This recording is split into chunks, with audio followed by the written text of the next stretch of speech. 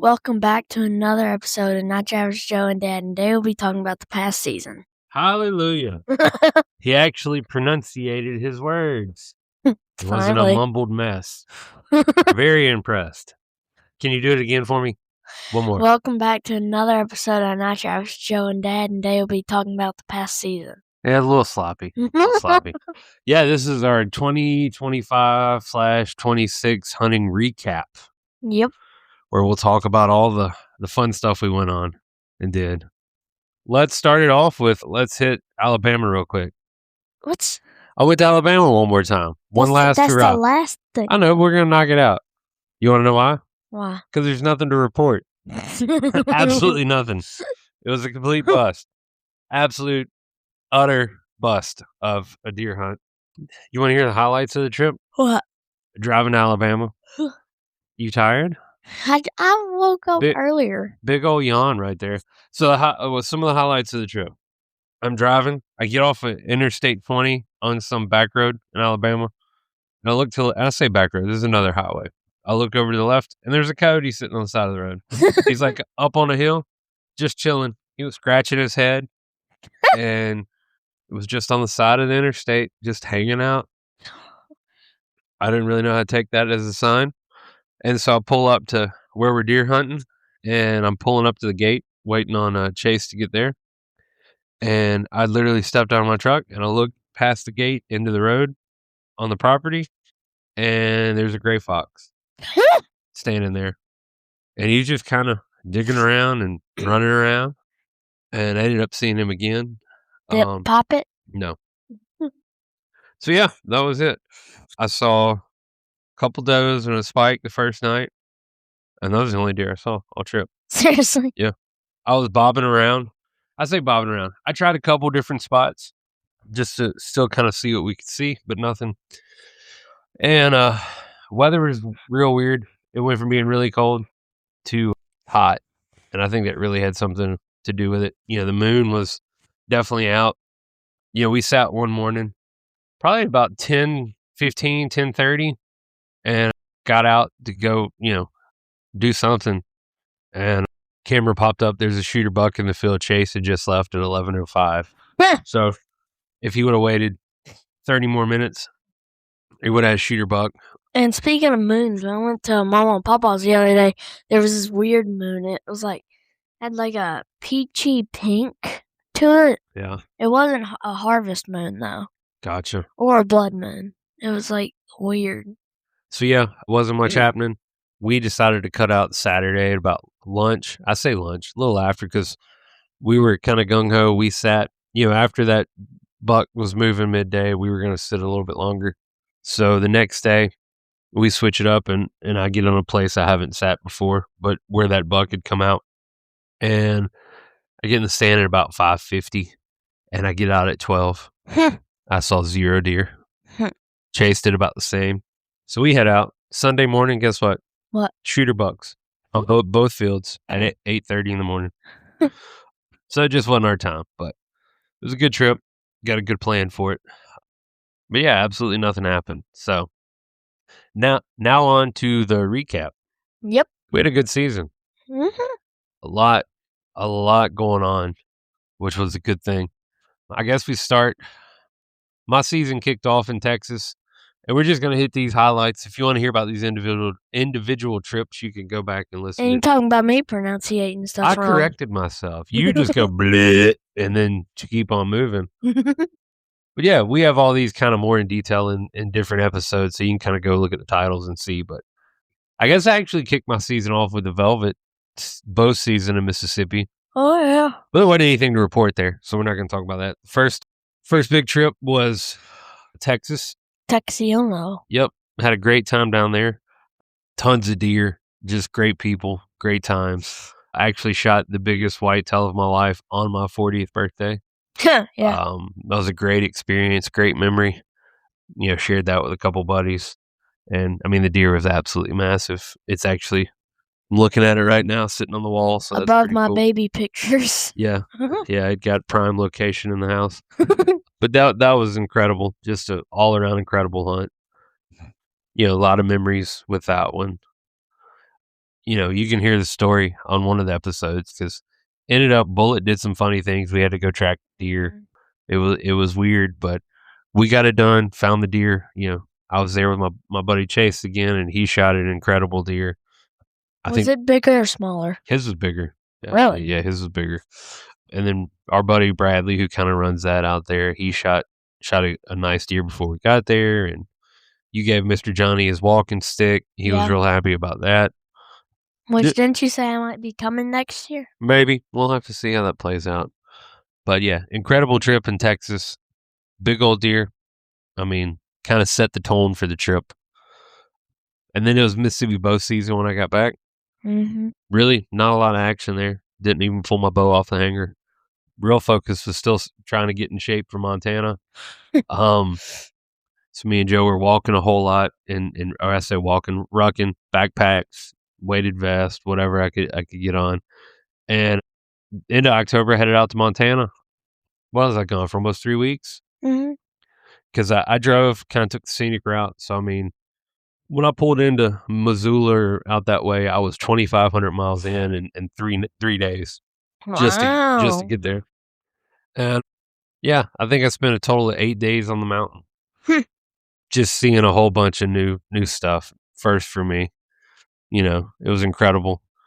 And also the other highlight of that trip is just hanging out with friends. Being on the mountains with buddies and going through things and doing things and snow and wind and rain and making fires. And yet, though, you still killed a mule deer by yourself. I did. Yeah, that was that's an incredible trip. You know what I give that credit to? It was, and I think we talked about this on the podcast in another episode, but I had worn this orange hat the entire trip for 7 days. And me and my buddy Brett, we were talking about lucky hats the night before, and I was like, "Yeah, this is my lucky hat." He's like, "Why aren't you wearing that thing?" I was like, I don't know. I guess being out in Montana, I felt like in a rifle season, you have to wear orange. I was like, might as well just go ahead and wear an orange hat, right? So I took the orange hat off and put on my other hat, which is my lucky hat, and went out solo that day and just had an incredible experience. Walked up on a deer literally within a half a mile of walking in, passed on that deer, sat down, spotted some more deer, and made a play and made a stalk and ended up shooting one that day by myself. So I give all the credit to my lucky hat that day. But an absolute incredible experience. I mean, I've never been on the side of a mountain shooting at something, much less, skinning it out and getting all the meat in the game bags and loading it up and carrying it off the mountain, which is just an incredible experience. Top to bottom, wasn't a massive mule deer, but I mean, it's a 3x3 as they call it over there. We would call it a 6-point, but 3x3, and it was a big old body joker, and he was rutting, and when I shot him, it was dumping snow. And he was barreling. Huh? And he was barreling What does that mean? down the mountain. Yeah, I shot him on the run down a mountain. You can go listen to that. I made a bad first shot, made an incredible second shot. But that was incredible, and started the trek back. And actually, the funny part about that story is I was trying to get an elk. That was primary focus. Found a new love for mule deer. Did not shoot an elk. Only saw 2 elk the whole trip. And I was supposed to go hunt with another buddy who's a trooper up there, and he had to work. And on the way back down, he calls. He's like, "Hey, where you at?" And he's like, "Well, I went to go look at this property. I have permission to hunt, and there's 2 shooter bulls standing there. So if I would have hung around Montana another 24 hours, I would have had a So can you kill a mule deer and an elk, or just one of? Yeah, I had what they called a big game combo. So I could shoot a mule deer, or I could shoot a deer. It could be a whitetail or a mule deer, or I could shoot an elk. So I had both. But I was 8 days on the mountain, got a mule deer, had an incredible time, felt like a great trip, And I want to say I rolled in Thursday night, Friday night. Don't ask me. Now I rolled in Thursday night because we went and picked up the Seekins. Oh yeah. And then opening day of youth season in Mississippi was the next day. And youth season, we did not see anything. Yeah. We saw stuff, but we didn't shoot. Well, we rolled in the opening weekend of youth season directly. I mean, I still had stuff in my truck from Montana. It wasn't even unpacked. I mean, we go hunting. It was hot. But you shot a doe opening weekend. You shot it that Sunday night. Yeah. I got it on. You can go check out our YouTube channel, which still is not at 500 subscribers, by the way. Somehow. Somehow. After 1 year. But yeah, we have that video on there. So we went Saturday. We hunted Saturday morning. We went and sighted the Seekins in Saturday afternoon, and then we hunted Sunday. And you shot that doe Sunday night, and it ended up getting chilly. And I found it Monday morning. But you can go watch the video and see all of that, and you can go listen to the podcast and see all that. But aside from that, yeah, you had a pretty slow use season. Yes. Normally you're cleaning house. I mean, you were really We going just to town. didn't see enough. No, we did not have a lot of traction. I think the overarching theme with deer movement and lack of movement in Mississippi, honestly, is going to be the acorns. Yeah. We didn't catch a lot of rain, and we had just a record crop of acorns. I mean, it's February, what is this, 10th or 11th? So it's not that important. Our 1 year anniversary was February 6th, Friday. I have no idea what you just said. But my point is, it's February 10th or 11th, and I could walk you out right now and find fresh acorns on the ground. Yes, very much so. Which is incredible. Normally, they're rotted, they're picked through. We had such a record acorn drop, and they are still fresh that it just really, for whatever reason, I say whatever reason, deer love acorns. If they don't have to travel to find food, you're going to have to get in tight on them. So, but nonetheless, I mean, you still got a deer opening weekend. Yeah. You got a doe. You got the first deer with the new rifle. Well, yeah, that's true. And I don't. What was next? Did I shoot a doe? Yeah, you shot one at like 40 yards. That's right, because you weren't with me, were you? Yeah, I was at my mom and papa's. Yeah, so I shot a doe. Wasn't really anything special about that. We were getting on the board. I want to say from there we went up to Mr. Chris's spot in the Delta, right? Oh, yeah. And I have a video there that I've put together. I just haven't put it out yet, so I need to. I whiffed on a doe. You do. You whiffed. On a giant doe, actually. Yeah, she was a big old doe. But that was... Which your gun or the bullet did not fire the first time. No, you did get a light primer strike. That was the only one we've ever had. And you did not take your time like I told you to. And you fired. And also, it was my first time without a tripod in a stand where I was like trying to look out the window. You make all the excuses you want. You missed. Yeah, I know. It's on you and your trigger finger. But that was fun. That turned into a pig hunt where I shot a pig. That's the first pig me and you have shot together. Yeah. I did not miss. You feel better now? Joe just sneezed. If it was loud in the microphone, we apologize. I popped the pig in the ear at 148 yards. It rolled. Yeah. Big old pig. But that was fun because you'd never been up that way hunting. No, and also that stand was pretty sketchy to me. No, it was a very nice stand. The only reason you said it was sketchy is because it was high. Very high. It was like 20 feet. Yeah, it was up there. But that was a good trip. That was the first for you. Big old pig. And then from there, I think we roll into... I don't remember. Did you shoot another? Pipeline. Did we not have another doe in between there? No. No? I guess we didn't, right? Because you only shot one. Yeah, I don't remember the days, but I think we're probably into December at this point. This is probably Sunday. I think I shot that deer on a Saturday, but it doesn't matter. Yeah, that goes into shooting. I shot a buck. Yep. Nice cold morning. Nice deer. I call it a 9 point. I call it 11 point. Joe thinks it's an 11 point, but it's, you can go see it on probably some of our Instagram page or somewhere. I don't know if it's on mine or ours. But just a great deer for our camp. It was cruising down the creek bank, and there again wasn't a far shot. Yeah, like when Dad shot it, I only saw it for like 10 seconds. It happened extremely fast, and just absolutely hammered that deer. Ended up weighing almost 200 pounds. It was 190. Yeah, a little over 190. Great deer. We were, I was ecstatic. I've never seen this deer, never had this deer on camera. Yeah, no, we have no idea what deer this is. Just a nice, for Rankin County, Mississippi, just a nice thick, we'll call it a 9 point. Joe will say 11, but nonetheless, great deer. Very happy with it. Then give us a few days. week? 2 days later. Was it 2 days later? Yeah. What happened then? I shot my 8-point. That's right. Because we originally thought it was 1 day later, but it was 2 days later. So Joe shot. I think that was December the 14th. Yeah, Aaron's birthday. My friend from school. Yeah. I believe it's Aaron's birthday. My friend told me that. That's right. Actually, his birthday. I shot a buck, and then 2 days later, Joe hammered him an 8-point. Yep. And remind me of that story because I don't really remember it.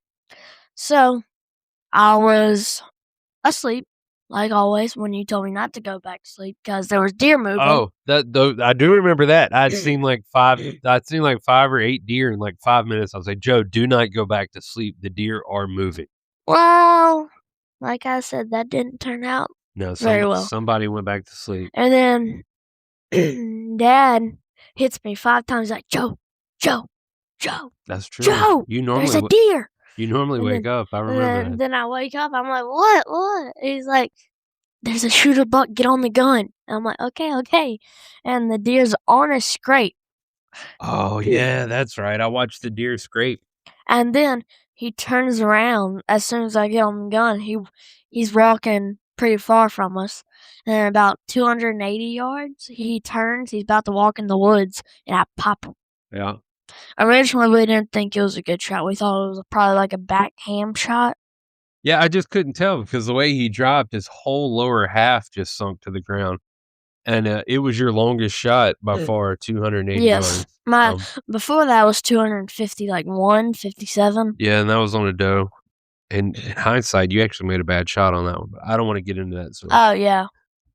This year, yeah, that's right. It came out and it actually was working a scrape. Yeah, it came out around 150 yards, actually. No, it was about 225. Seriously? Yeah.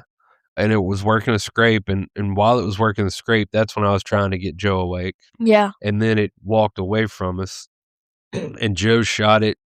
I wasn't real happy with the shot, to be honest with you.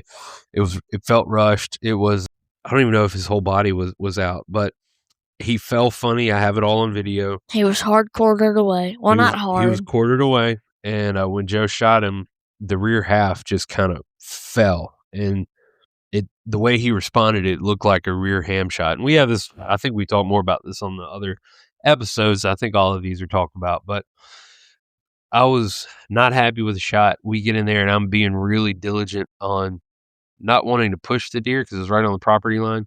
Yeah, you had to slow the video down pretty slow. I did. But when I slowed the video down, I realized that I could. This is the beauty of filming everything with a high-definition spotter. Yes. So I had the phone in 4K, 120 frames per second. I had it through a Vortex Razor. Baby Razor is what they call it, spotting scope, and I was dialed in on it. And I could actually take that and manipulate it down into slow-mo. And when I did that, I realized that I see an impact in the middle of the body, and because I can see, and then I can see a hit, and then it ripples out. So I felt a lot better about that. But when we get up there, we don't find a lot of blood. It's also very dark. Yeah, the blood was really dark. We track it for maybe 10 yards. Yeah. I don't like it. And I'm saying it went off to the left because I've seen roughed up ground. Yeah, I don't like it. And we back out, and I call dogs just to be safe because we were on the property line. And how far was the deer from where we stopped? 40 yards. Yeah, and he was about 15 yards off the actual field. He made a little half moon.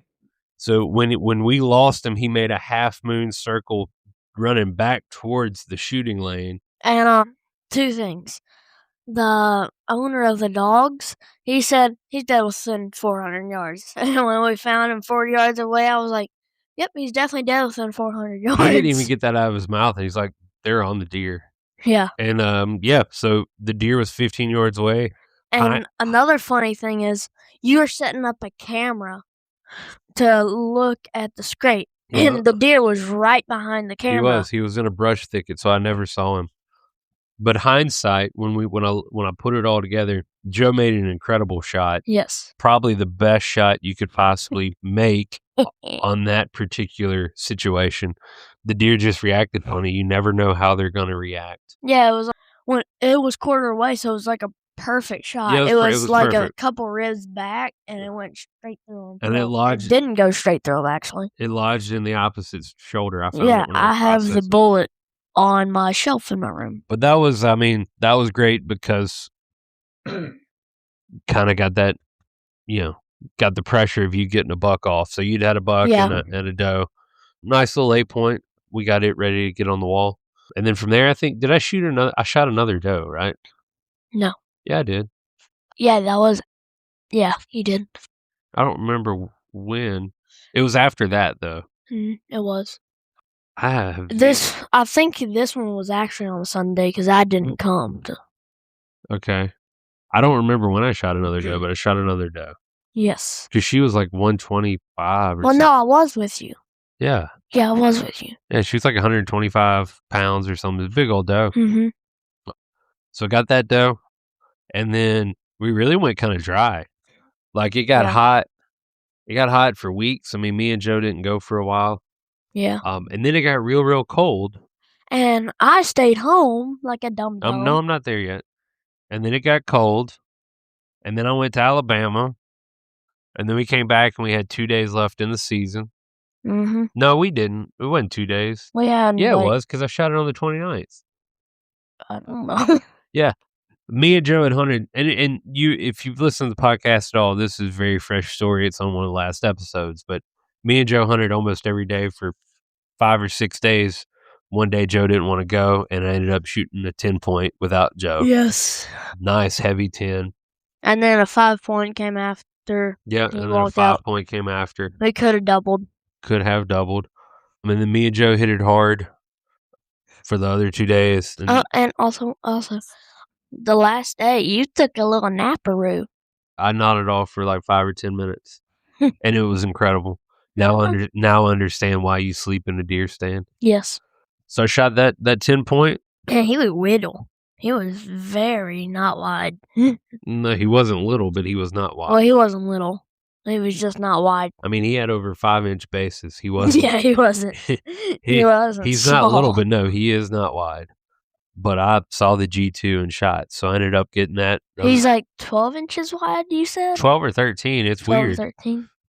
But fairly tall, fairly thick. Carries a lot of mass, especially on his right side. Oh, I did shoot another buck, but we didn't get it.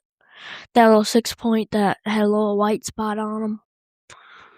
Oh, yeah, I forgot all about that. Joe made a bad shot on a deer, and I'm pretty sure he did hit this one in the leg. We tracked this deer for 900 yards. Yeah. And the blood was gone. Just part of it. It was a bad shot. If I could have gotten it, it would have been a really cool deer because it had like a little patch of white. He had a random patch of white on his rib cage, yeah, but I'd forgotten about that. Yeah, we tracked that deer for 800, 900 yards. It was over, and it ended up going off property. But I was fairly confident that deer was still alive. Yeah, because there was no blood whatsoever after a mile. Yeah, and there wasn't never really a lot of blood to begin with. It looked like Joe grazed the front leg, but that was it. That's pretty much the season. Yeah. So. And then I went back to Alabama with nothing. But if we the funniest part about after the season, the best highlight, it was the 2 shooter bucks that we were going after came out in broad daylight at like 8:30 in the morning on the field we've been hunting, and this was after season. The day after? Yes. I don't think they both came out. You said 2 of them came out on opposite fields. I don't remember that. But that's normally par for the course, right? The deer come out. Now, what I will say is after that, I haven't had deer on camera in a week or two. And the last day of hunting season, funny thing is there was a deer that walked out like 400 yards. Yeah. And it was almost dark. No, it was dark. It was dark. 5:59, and we talked about that pretty heavily in the last podcast. Yeah, couldn't see it through the scope. Could barely see it through the spotting scope. And then we left, and the deer showed up 5 minutes after we left. Yeah, but I mean, all in all, it was an incredible season. I mean, for you. Boy, there's people out there right now that didn't get a doe or a buck, and you have one of each. I know. So maybe you didn't shoot the 5 deer you're normally used to. 6. Whatever. But you had an incredible season, right? Yep. And I mean, you were, and even more so, you were there when I shot, a couple deer. Yeah. A lot of memories made. And how much times did we hunt at the pipeline? One. One? And the No, one maybe two, I but think we hunted there at least 2 the times. first time we hunted there is when I shot that buck. Yeah, and you shot it at like 7. Yeah, it was like 7:15, Yeah. 7:30, something like that. But I mean, we can't complain. I shot a massive deer in Texas. I shot my first mule deer. I shot 2 of the nicest deer we've taken off of camp. And You shot a nice buck. We shot some does. We have literally 3 freezers full that we have to now process. And I say we, me. Joe doesn't really help. yeah, I do. Maybe he'll help this go round.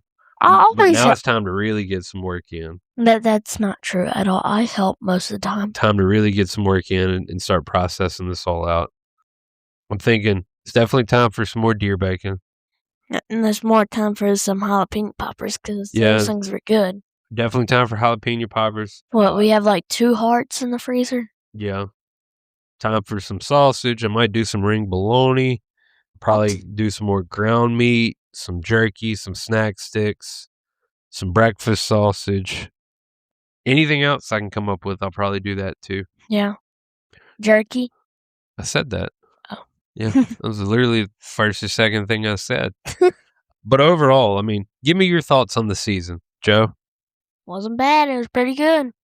Yeah. I mean, it was more than pretty good. It was great.